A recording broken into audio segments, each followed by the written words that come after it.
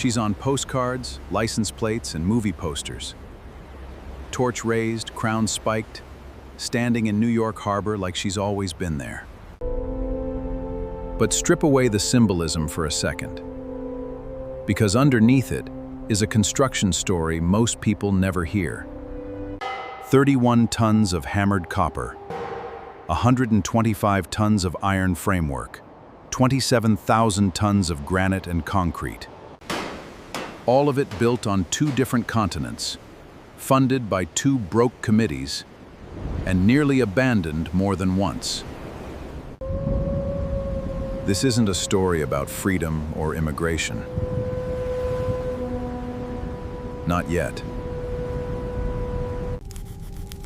This is a story about a sculptor with an impossible idea, and the engineers who had to figure out if it could actually stand. The idea started in the 1860s, not with a sculptor, but with a French legal scholar named Édouard de l'Aille. He wanted to give the United States a monumental gift, something that celebrated the American Republic. And, quietly, made a statement about the kind of government France itself lacked at the time. For years, it remained just an idea, nothing more. Then, around 1870, a talented young French sculptor stepped forward to bring. The artist wasn't interested in creating ordinary sculptures. During his travels through Egypt, he found inspiration in monuments of. And when he heard Laboulé's idea, he saw his shot. In 1871, he sailed to America, walked New York Harbor, and picked Bedloe's Island. Small, visible, federally owned. Perfectly placed to greet every ship that entered. Here's the issue nobody had solved yet. How do you build a statue over 150 feet tall? Bronze was out. Solid bronze at that height would weigh thousands of tons, more than any foundry or pedestal could handle. Stone would take decades and crack under its own weight. Bartholdi needed something light, weatherproof, and workable at massive scale. He chose copper. Shaped using an old technique called repoussé, hammering thin sheets over wooden molds until they held a form.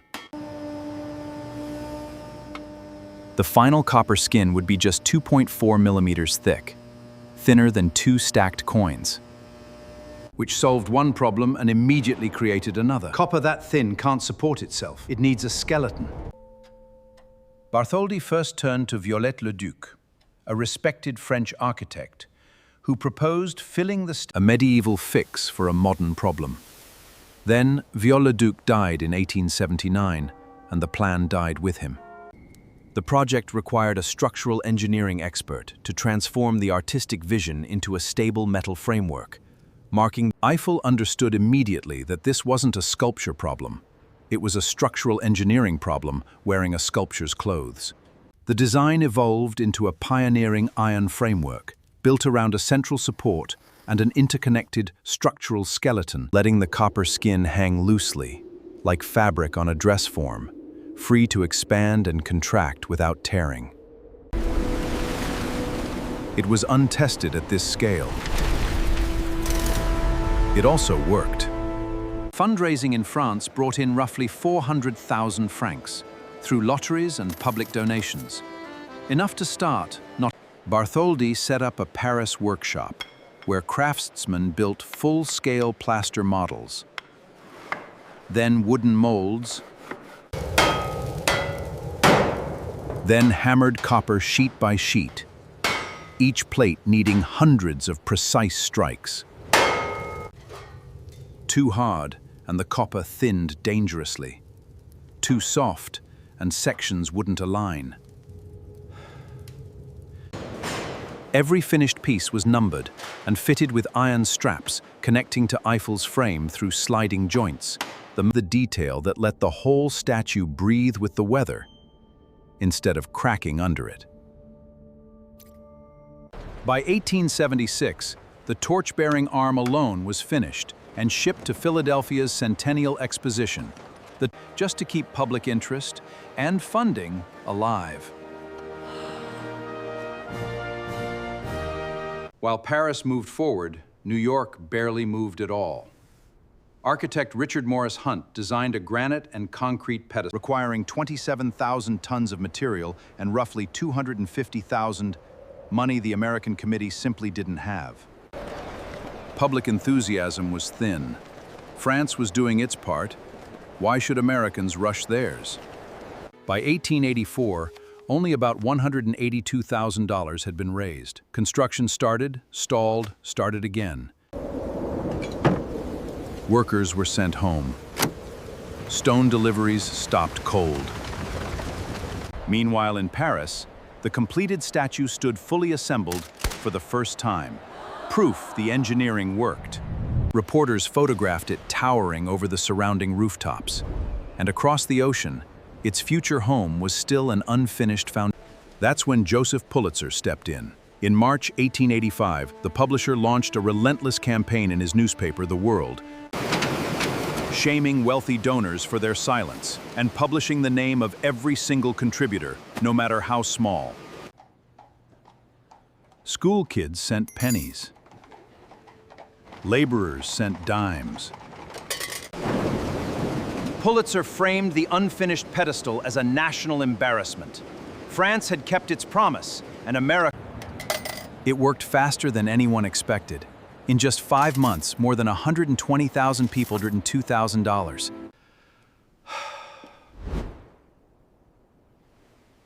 Finally covering the pedestal's budget. Construction resumed in April 1885, this time for good, with workers pouring 52 feet of concrete straight into bedrock. Back in Paris, the completed statue was taken apart, every one of 350 pieces numbered, catalogued, and crated, with Eiffel's team recording exactly which bolt matched which bar. 214 crates crossed the Atlantic aboard the French ship Isère. Arriving in New York on June 17, 1885. Then they waited on Bedloe's Island for over a year while the pedestal caught up. When the pedestal finally reached its full 89 feet in 1886, assembly began, starting with Eiffel's iron pylon, bolted to anchor points set months earlier, with zero margin for error. Then, section by section, the copper skin went up, riveted from the inside by two-man teams working in cramped, sweltering conditions. By late October 1886, she was complete. On October 28, President Grover Cleveland attended the dedication, and crowds lined the shore.